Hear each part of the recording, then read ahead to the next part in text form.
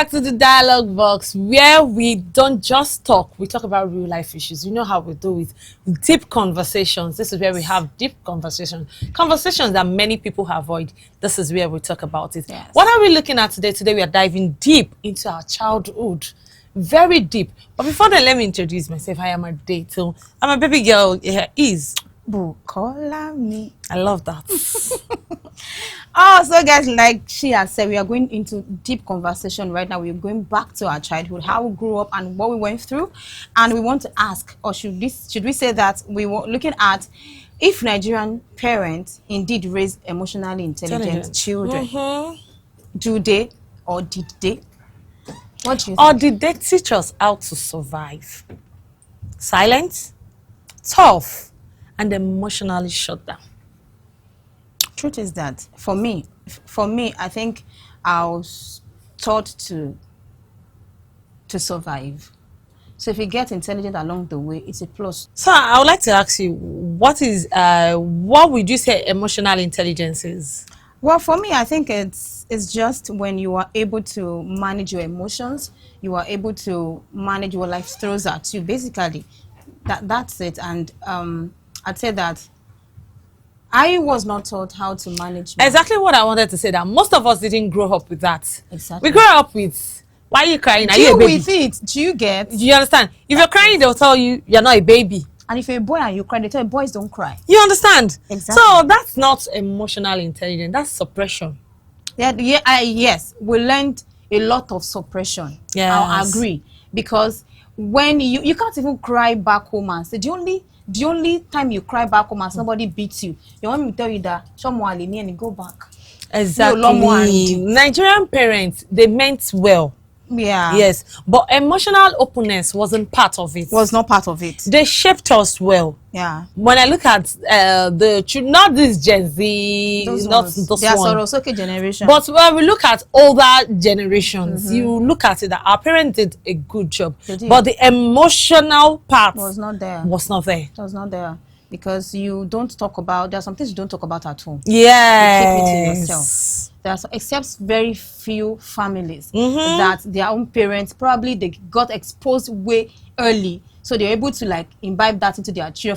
For a lot of us, we were not taught all of that. We're taught how to suppress feelings. What was rampant there was emotional invalidation.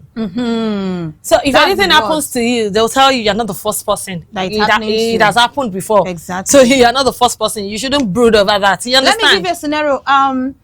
There's this part. I remember when I was much. I think I was just a young teenager, and you know sometimes all these feelings come and all of that. You can't develop a feeling for the opposite sex and say, "Mommy, I think I am liking this person." Who won you? It happened to me though. I'm going to speak from my experience. It happened to me. I think I was early 20s or thereabout. There's a guy around where we used to live, and I realized I was having feelings for this guy. It's not like the guy came to ask me out. I mean, just the fee for the guy. Ask me what I did, because I am a church girl.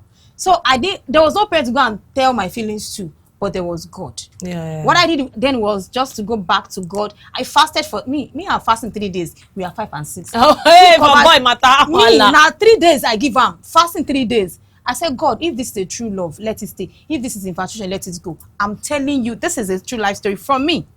I'm telling you, after my 3 days fasting, I stopped having that feelings for that guy. How God did it, I do not know. But that was what I learned. Because I learned to go meet God, right? But not to meet my parents. Okay, now, so can we break the circle?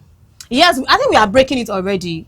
No, baby girl, we are breaking it. What are the solutions? I think that now our children, see, we don't even need to talk about solutions. These children are already going to go and meet their parents. What we could not go and meet them for, now they are coming to you to go and ask you. Except we want to put you're right, just what you just said. I did something to my daughter the other day, and she came to me like, "Mommy, you need to apologize." Do you get? I was like, would you have done that to who born me? Which mouth will I use to tell my mommy to tell her to apologize? So I was surprised, but I think you are right. We are breaking the boundaries now. We are breaking it, and I think I like it. And I would just advise for older generations, for older people, if you think those days, the way you've been treated, it's really bad, I'd advise you go for therapy. Some of us are under trauma. We're still going through trauma. Yeah, that's why I said traumatic childhood. Exactly why I'm saying so now traumatic that it is very important. That I don't know how a lot of people are coping, but then Another the danger of it is that those trauma, if you're not careful, you push it onto your own children. That is it. That is why you have to have emotional conversation. Yes. You have to have emotional conversation and have a safe space.